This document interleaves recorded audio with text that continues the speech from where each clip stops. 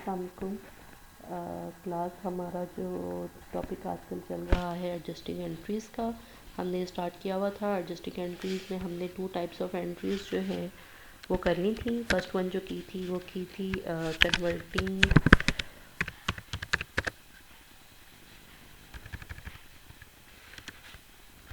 Converting assets into expenses. इसमें हमने examples की थी। सबसे पहले जो एग्जांपल थी वो की थी prepaid rent, then prepaid supplies की एग्जांपल हमने देखी थी, प्रीपेड और अनएक्सपायर्ड इंश्योरेंस की देखी थी, और उसके अलावा हमने डेप्रिसिएशन से रिलेटेड एग्जांपल्स की थी। जो नेक्स्ट हमारे पास कैटेगरी है of adjusting entries, that was converting liabilities into revenue. जिसमें हमने देखा था कि समटाइम्स हम पहले से अमाउंट ले लेते हैं, लेकिन प्रोडक्ट एंड सर्विस जो है वो बाद में देते हैं। तो जब तक हम वो प्रोडक्ट और सर्विस डिलीवर नहीं करते जिसके लिए हमने अमाउंट ली होती है, तो तब तक वो हमारा अनअर्नड रेवेन्यू रहता है, और जब हम वो ले लेते हैं तो वो हमारा रेवेन्यू अर्नड हो जाता है, हम उससे रिलेटेड एडजस्टिंग एंट्री कर लेते हैं। ये टॉपिक हम क्लास में कर चुके हुए हैं। आज का हमारा जो टॉपिक है वो है related to accruing unpaid expenses. आज हम इसको एक्सप्लेन करने की कोशिश करेंगे। तो सबसे पहले what is meaning of accruing. Accruing क्या होता है? अक्रूइंग मीन्स अक्यूमुलेटेड, या अक्रूइंग एक्सपेंसेस मीन्स वो एक्सपेंसेस जो इनकर हो चुके हैं लेकिन अभी तक हमने पे नहीं किए। तो accrued means accumulated, that means the expenses which have occurred but not yet paid. The expenses which have occurred but not yet paid. तो इसका मीनिंग क्या है? इसका मीनिंग ये है कि समटाइम्स कोई एक्सपेंस इनकर हो चुका है लेकिन हमने अभी तक पे नहीं किया। इसको मैं एक एग्जांपल से समझाने की कोशिश करती हूँ, और एग्जांपल मैं वो दूंगी जिसको हम जो ज़रा रेलिवेंट हो हमारी लाइफ से। फॉर एग्जांपल आप लोगों में से अक्सर लोग जो हैं वो ट्यूशन्स पढ़ाते हैं या पढ़ते हैं, तो उससे रिलेटेड ही मैं एग्जांपल दूंगी। फॉर एग्जांपल आप लोग कहीं ट्यूशन पढ़ने जा रहे हैं, किसी के पास भी आप लोग ट्यूशन पढ़ रहे हैं। फॉर एग्जांपल आप लोग मेरे पास ट्यूशन पढ़ने आ रहे हैं, आपने मेरे से पूरा महीना ट्यूशन पढ़ी है लेकिन अभी तक उसकी फ़ी पे नहीं की, तो आपके लिए वो एक्सपेंस अकर हो चुका है लेकिन नॉट येट पेड। आपने अभी तक पे नहीं किया लेकिन वो एक्सपेंस जो है वो अकर हो चुका है। तो ऐसे एक्सपेंसेस को हम अनपेड एक्सपेंसेस कहते हैं, और जब तक वो पे नहीं होते दैट मीन्स वो अक्यूमुलेटेड हैं या अक्रूड एक्सपेंस हैं, तो हमें इससे रिलेटेड एडजस्टिंग एंट्री करनी पड़ती है। तो फॉर एग्ज़ाम्पल आप खुद सोचें कि आपने पूरा महीना ट्यूशन पढ़ी है लेकिन फ़ी अभी तक पे नहीं की, तो दैट मीन्स वो आप पे लाइबिलिटी है, और हमें पता है कि इससे रिलेटेड हमने एडजस्टिंग एंट्री करनी हो तो क्या करेंगे। उसमें देखना ये होता है कि हम डेबिट क्या करेंगे और क्रेडिट क्या करेंगे। तो सबसे एक चीज़ पहले जो हमने आइडेंटिफाई की है कि हमने अभी एक्सपेंस पे नहीं किया, दैट मीन्स फ़ी पे नहीं की, तो फ़ी इज़ पेएबल। एक तो ये एंट्री होगी, या एंट्री में एक एलिमेंट ये होगा। दूसरी क्या चीज़ होगी? दूसरी चीज़ जो है वो है एक्सपेंस। एक्सपेंस है कि हमने पूरा महीना ट्यूशन पढ़ ली है, अभी फ़ी देनी है लेकिन एक्सपेंस इनकर हो चुका है, तो हमारी एंट्री में ये 2 चीज़ें आएंगी। लेकिन इसमें से क्या चीज़ डेबिट होगी और क्या चीज़ क्रेडिट होगी वो आपको देख के ही समझ आ रहा है कि ये पेएबल है। पेएबल जो है वो लाइबिलिटी होती है, और जब लाइबिलिटी इंक्रीज़ होती है तो वो क्रेडिट होती है। और एक्सपेंसेस के बारे में मैंने आपको एक्सप्लेन किया हुआ है कि एक्सपेंसेस आर ऑलवेज डेबिट, तो ये डेबिट होंगे। तो इसके लिए एंट्री क्या बनेगी? एंट्री ये बनेगी कि फ़ी एक्सपेंस डेबिट और fee expense debit and fee payable credit. Okay, clear? यहाँ तक किसी को कोई कन्फ्यूजन है? मेरा ख्याल है, आई होप कि नहीं होगी कोई कन्फ्यूजन। तो हमने कहा कि फ़ी एक्सपेंस जो है ये डेबिट हो जाएगा और फ़ी के पेएबल जो है ये क्रेडिट हो जाएगी। लेकिन अभी हम इसको मज़ीद एग्जांपल्स के थ्रू एक्सप्लेन करने की कोशिश करते हैं। फॉर एग्ज़ाम्पल मैं एक और एग्ज़ाम्पल देती हूँ कि एक कंपनी है, कोई भी एक कंपनी है जो कि हर उसके एंड पे, हर वीक के एंड पे अपने एम्प्लॉयज़ को, या जो भी उनके पास लेबर काम कर रही होती है, उसको हर वीक के एंड पे पेमेंट करते हैं। मींस वो मंथली पेमेंट नहीं करते जैसे मोस्टली मंथली सैलरीज मिलती हैं, वो मंथली सैलरी की बजाय वीकली सैलरी दे देते हैं अपने एम्प्लॉयज़ को। तो सपोज़ कोई एक महीना चल रहा था, ये जैसे अभी दिसंबर, आज दिसंबर स्टार्ट हुआ है 1 दिसंबर, इसी तरह, और आज ट्यूसडे है। तो दैट मीन्स अगर नवंबर की सैलरी, नवंबर के महीने में किसी ने, कंपनी ने वीकली सैलरी दे रही थी, अब नवंबर ख़त्म हुआ है और एम्प्लॉयज़ ने काम सिर्फ एक दिन किया है। उस कंपनी में employees Monday, Tuesday, Wednesday, Thursday, Friday 5 दिन काम करते हैं। फ्राइडे वाले दिन उनको पूरे वीक की सैलरी मिल जाती है और उसके बाद वो नेक्स्ट वीक दोबारा से अपना काम स्टार्ट करते हैं।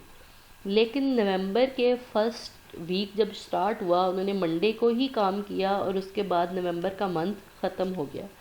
अब नवंबर का मंथ ख़त्म हो गया तो हमें पता है कि हर महीने के एंड पे हम एडजस्टिंग एंट्रीज़ करते हैं उस महीने से रिलेटेड। अब उस महीने में एम्प्लॉयज़ ने हफ्ता के एक दिन काम कर लिया है, लेकिन उस एक दिन की उन्हें सैलरी नहीं मिली, क्योंकि वीक ख़त्म होगा तो सैलरी मिलेगी। तो दैट मीन्स एक दिन का एक्सपेंस इनकर हो चुका है, लेकिन वो अभी तक पे नहीं किया। तो हमने जब नवंबर की एडजस्टिंग एंट्रीज़ करनी है तो हमें उसमें इसकी एंट्री करनी पड़ेगी कि एक दिन का एक्सपेंस इनकर हो चुका है लेकिन अभी तक पे नहीं हुआ। मैं दोबारा से एग्जांपल को रिपीट करती हूँ कि सपोज़ एक कंपनी है जो अपने एम्प्लॉयज़ को वीकली सैलरी देती है, और कितनी देती है, सपोज़ ऐसे ही मैं फॉर एग्जांपल कहती हूँ कि सपोज़ वो 5000 वीकली सैलरी देती है अपने एम्प्लॉयज़ को। तो दैट मीन्स उसकी डेली सैलरी कितनी हुई, 1000, क्योंकि एम्प्लॉयज़ जो हैं वो वीक के 5 डेज़ काम करते हैं, तो उनकी 1000 डेली सैलरी है। और कंपनी हर वीक के एंड पे उनको सैलरी पे करती थी। लेकिन नवंबर के महीने में जब मंडे को एम्प्लॉयज़ ने काम किया और मंडे वाले दिन मंथ ख़त्म हो गया और हमने मंथ के एंड पे जो एडजस्टिंग एंट्रीज़ करनी थी हम वो करने लगे, तो हमें रियलाइज़ हुआ कि हमारे एम्प्लॉयज़ ने एक दिन काम कर लिया है, वो एक्सपेंस अकर हो चुका है, लेकिन हमने अभी तक पे नहीं किया।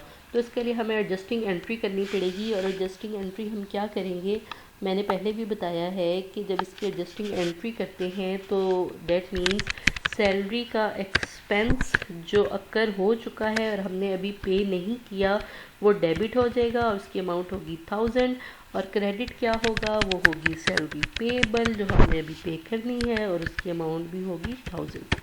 तो सिंपल सी बात है, सिर्फ ये कहना चाह रही हूँ कि वो एक्सपेंस जो अकर हो चुका है लेकिन अभी तक पे नहीं हुआ उसको अक्रूड अनपेड एक्सपेंस कहते हैं, और उसमें सैलरी एक्सपेंस जो है ये डेबिट हो जाता है, ये जो भी एक्सपेंस अकर हुआ हो। और क्रेडिट क्या होगा, वो पेएबल, क्योंकि वो अभी हमारे ऊपर लायबिलिटी है, हमने पे करना है। इसी में एक और एग्जांपल लेने की कोशिश करते हैं जो कि है इंटरेस्ट की। अब इंटरेस्ट क्या होता है, इंटरेस्ट होता है जब हम लोन लेते हैं तो हमें उस पर एक अमाउंट ऑफ इंटरेस्ट पे करना पड़ता है। तो सपोज़ हमने लोन लिया है या एक कंपनी ने लोन लिया है जनवरी में, और लोन की अमाउंट जो है वो है 10,000 रुपीज़। मैं खुद से एग्जांपल क्रिएट करने की कोशिश कर रही हूँ। सपोज़ कंपनी ने जो लोन लिया है या लोन की अमाउंट जो है वो है 10,000 रुपीज़। अब इस अमाउंट पे उसने ईयरली 12% इंटरेस्ट देना है। This is the interest rate annually. Interest rate हमेशा जो है वो एनुअली पे किया जाता है या ईयरली पे किया जाता है या ईयरली चार्ज किया जाता है। तो बैंक ने उनसे 12% इंटरेस्ट रेट डिमांड किया है। लोन की अमाउंट 10,000 है और ये लोन जो है दिस इज़ फॉर 3 मंथ्स। 3 महीने के लिए हमने लोन लिया है, ये कंपनी ने लोन लिया, उसने कहा है मैं 3 मंथ्स बाद रिटर्न कर दूँगी। और लोन लिया कब है? इन नवंबर में हमने लोन लिया है और रिटर्न मैंने कहा 3 महीने के लिए लिया है। दैट मीन्स नवंबर, दिसंबर और जनवरी। नवंबर, दिसंबर एंड जनवरी। ठीक है। अब हमने लोन तो रिटर्न करना है जनवरी में। लिया हमने नवंबर में है, रिटर्न हमने जनवरी में करना है और उसमें ये 10,000 तो वापस करना ही करना है, साथ ही ये 12% एक्स्ट्रा इंटरेस्ट वापस करना है। तो टोटल अमाउंट हमने कितनी वापस करनी है आफ्टर 3 मंथ्स? 10,000 प्लस इस 10,000 पे 12%, 10,000 मल्टीप्लाइड बाय इसका 12% बनेगा 0.12। ये 12% हो गया है, लेकिन ये एनुअली है जबकि लोन हमने लिया है फॉर 3 मंथ्स, लिहाजा हम 3/12 कर देंगे। तो आप इसकी कैलकुलेशन करें तो इसकी अमाउंट जो आती है वो है 10,000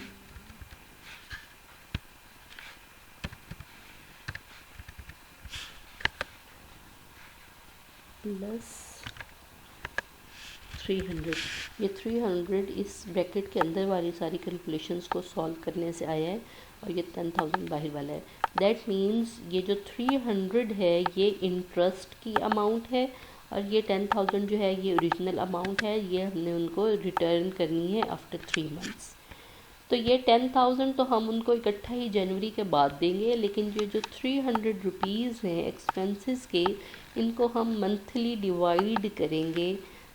दैट मीन्स 100 रुपीज़ नवंबर की एंट्रीज़ में डालेंगे, क्योंकि हमने ये कहा था कि हम जो भी एक्सपेंसेस होते हैं उसको मंथली डिवाइड करने की कोशिश करते हैं according to matching principle in accounting, कि जिस ड्यूरेशन के लिए आपका प्रॉफिट है उसी ड्यूरेशन में आप उसके एक्सपेंसेस को डालते हैं या मंथली एक्सपेंस को डिवाइड करने की कोशिश करते हैं। तो हमने एक्सपेंस को डिवाइड कर दिया in 3 months. That means 100 rupees of interest November का एक्सपेंस है, 100 रुपीज़ ऑफ इंटरेस्ट दिसंबर का एक्सपेंस है और 100 रुपीज़ ऑफ एक्सपेंस ये इंटरेस्ट ये जनवरी का एक्सपेंस है। तो इससे रिलेटेड हमने एडजस्टिंग एंट्रीज़ करनी होगी। सपोज एडजस्टिंग एंट्रीज़ हम कर रहे हैं फॉर नवंबर, क्योंकि नवंबर अभी कंप्लीट हुआ है, तो उसके लिए एडजस्टिंग एंट्री क्या होगी? वो होगी इंटरेस्ट एक्सपेंस, क्योंकि ये एक्सपेंस इनकर हो चुका है, नवंबर का महीना गुजर चुका है और उसकी अमाउंट है 100। और इंटरेस्ट पेएबल अभी हमने पे नहीं किया, पे करना है, तो दैट इज़ आल्सो 100। ये इंटरेस्ट एक्सपेंस डेबिट हो जाएगा और इंटरेस्ट पेएबल क्रेडिट हो जाएगा। तो हम जो टॉपिक कर रहे थे वो हम कर रहे थे अक्रूइंग अनपेड एक्सपेंसेस। एक दो दोबारा थोड़ा सा रिवाइज़ कर देती हूँ। अक्रूइंग अनपेड एक्सपेंसेस मीन्स वो एक्सपेंस जो इनकर हो चुके हैं लेकिन अभी तक हमने पे नहीं किए, उनको कहते हैं अक्रूड अनपेड एक्सपेंसेस। इसकी मैंने एग्जांपल दी है कि सपोज़ हमने किसी से सर्विसेज ले ली हैं लेकिन अभी तक उसको अमाउंट पे नहीं की, तो वो हमारे ऊपर लायबिलिटी है। जो हमारे ऊपर लायबिलिटी होती है उसको हम पेएबल कहते हैं और वो क्रेडिट होती है, और जो हम सर्विसेज ले चुके होते हैं वो हमारा एक्सपेंस बन जाता है। और एक्सपेंसेस का मैंने आपको बताया हुआ है कि वो हमेशा डेबिट होते हैं। तो इसकी एडजस्टिंग एंट्री बनेगी फ़ी एक्सपेंस डेबिट और फ़ी पेएबल या जो भी फ़ी के अलावा आप जो भी एक्सपेंस होगा वो क्रेडिट हो जाएगा। फिर मैंने एक और एग्जांपल देने की कोशिश की है कि एक ऐसी कंपनी है जो मंथली की बजाय वीकली अपने एम्प्लॉयज़ को सैलरी देती है, और वो वीकली सैलरी 5000 है, तो डेली सैलरी बनी 1000, क्योंकि employees work for 5 days in a week, work for 5 days in a week. तो अब डेली सैलरी जो है वो 1000 बन गई। अब नवंबर का महीना स्टार्ट हुआ, सिर्फ मंडे के दिन एम्प्लॉयज़ ने काम किया और साथ ही मंथ ख़त्म हो गया, और हर मंथ के एंड पे हमने एडजस्टिंग एंट्रीज़ करनी होती हैं। तो उसकी एडजस्टिंग एंट्री अब एम्प्लॉयज़ ने चूँकि एक दिन का काम कर लिया है, लिहाजा कंपनी के लिए वो एक्सपेंस बन गया है। सैलरी एक्सपेंसेस 1000 वो डेबिट हो जाएगा, लेकिन अभी हमने चूँकि सैलरी पे नहीं की, वो पेएबल है या वो हमारे लिए लाइबिलिटी है, तो वो 1000 आ जाएगा। इसकी एक एग्जांपल और देने की कोशिश की है रिलेटेड टू इंटरेस्ट, क्योंकि कंपनीज जब भी लोन लेती हैं तो उस पर उन्हें उस पर उन्हें इंटरेस्ट देना पड़ता है। तो इंटरेस्ट जो है वो हमेशा एनुअल टर्म्स में डिफ़ाइन किया जाता है। सपोज़ कंपनी ने 10,000 लोन लिया और उस पर उन्हें 12% एनुअल इंटरेस्ट रेट चार्ज कर रहा था, लेकिन कंपनी ने लोन लिया फॉर ओनली 3 मंथ्स। तो मैंने कैलकुलेट ये किया है कि उनको कितना इंटरेस्ट पे करना पड़ेगा। तो 10,000 पे 12% इंटरेस्ट रेट है, लेकिन लोन हमने सिर्फ 3 मंथ्स के लिए लिया है। तो ये उसकी इंटरेस्ट रेट की कैलकुलेशंस हैं। तो ये इंटरेस्ट रेट बनता है इसके अकॉर्डिंग 300 अमाउंट बनती है इंटरेस्ट की जो उन्होंने पे करनी है, और साथ उन्होंने ये ओरिजिनल अमाउंट पे करनी है कंपनी ने। इस इंटरेस्ट एक्सपेंस को अगर हम 3 मंथ्स में डिवाइड करें तो नवंबर में 100 रुपीज़ आते हैं, दिसंबर में 100 आते हैं, जनवरी में 100 आते हैं। अब हम नवंबर के एंड के लिए एडजस्टिंग एंट्रीज़ कर रहे हैं, तो इसकी एडजस्टिंग एंट्री बनेगी interest expense for the month of November और interest payable for the month of November, that is 100। और बस इसकी एडजस्टिंग एंट्री बनेगी। और जब दिसंबर भी गुजर जाएगा, दिसंबर के लिए भी सेम ऐसी एंट्री होगी। फॉर नवंबर हमने की है, दिसंबर के लिए भी कर लेते हैं for the sake of simplicity, और फिर जनवरी के लिए भी कर लेते हैं। ये है फॉर दिसंबर के एंड पे भी ऐसी ही एंट्री होगी। और जनवरी के एंड पे जब हमने सारी अमाउंट जो है वो पे करनी है,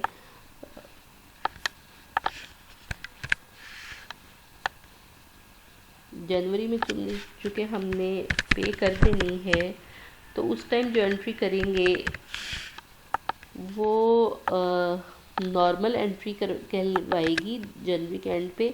उसमें हमने इंटरेस्ट एक्सपेंस 100 है, और जो ये पहले तो ये एडजस्टिंग एंट्री होगी, और उसके बाद जब हमने इसके लिए एक अलग से ट्रांजैक्शन लिखेंगे। ट्रांजैक्शन क्या होगी कि द कंपनी रिटर्न्ड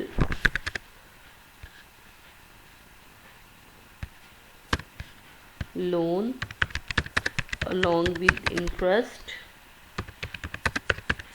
तो इसकी हमें एंट्री करनी पड़ेगी, लेकिन ये नॉर्मल एंट्री कहलाएगी, ये एडजस्टिंग एंट्री नहीं कहलाएगी। और इसकी नॉर्मल एंट्री क्या बनेगी, लोन अमाउंट वापस करनी है, तो कंपनी की लायबिलिटी थी, पेएबल था, वो डेबिट हो जाएगा, क्योंकि पेएबल अब हम रिटर्न कर रहे हैं अमाउंट। जब रिटर्न करते हैं तो पेएबल रिड्यूस हो जाता है, ये कम हो जाता है, और पेएबल जब कम होता है तो वो डेबिट हो जाता है, तो ये डेबिट हो जाएगा। इंटरेस्ट एक्सपेंस है, सॉरी इंटरेस्ट जो है वो एक्सपेंस है, और उसकी अमाउंट जो है वो 300 है, तो वो भी डेबिट हो जाएगा। और क्रेडिट क्या होगा, कैश। और जब हमने कैश कितना पे किया है, दैट इज़ 10,000 प्लस 300, तो 10,300 टोटल कैश हमने पे किया है। लेकिन जो ये एंट्री हमने की है ये एडजस्टिंग एंट्री नहीं कहलाती, दिस इज़ नॉर्मल एंट्री। जो हमने कोई भी लोन लिया हुआ था और हमने उसको रिटर्न किया है, तो उसके लिए ट्रांजैक्शन मैंने लिखी है, the company return a loan along with interest, तो दिस इज़ नॉर्मल एंट्री। लेकिन उससे पहले जो हम कर रहे थे, जो हम हर मंथ के इंटरेस्ट एक्सपेंस जो इनकर हो चुका है उसके लिए एंट्री करते हैं, तो this is called adjusting entry. I hope आप लोगों को ये क्लियर हो गया होगा।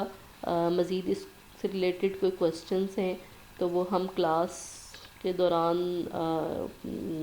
पूछ लूँगी मैं, और उसको एक दफ़ा क्लास में दोबारा भी एक्सप्लेन कर दूँगी। जिसको नहीं समझ में आया वो अपने क्वेश्चंस मुझे किसी भी टाइम व्हाट्सएप कर सकता है।